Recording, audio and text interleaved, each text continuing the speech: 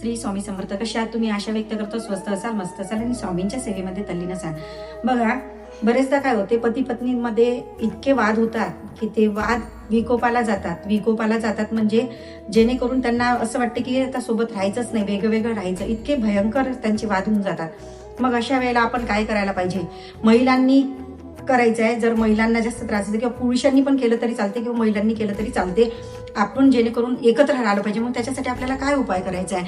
आपल्याला 7 प्रकारचं धान्य घ्यायचं आहे. पण त्या 7 प्रकारच्या धान्यामध्ये कडधान्य सगळ्यांना माहित आहे, त्याच्यामध्ये बाजरी ही ऍड करायलाच पाहिजे. बाजरी घ्या, गहू घ्या, ज्वारी घ्या आणि परत त्याच्यामध्ये 4 प्रकारचं धान्य ऍड करा. आणि ऍड केल्याच्या नंतर हे 7 प्रकारचं धान्य जे घ्यायचं हातामध्ये एकत्र करायचं, ते एकत्र केल्याच्या नंतर हे रोजही तुम्ही केलं, तुम्हाला जोपर्यंत फरक पडते तोपर्यंत तुम्ही हे करायचं आहे.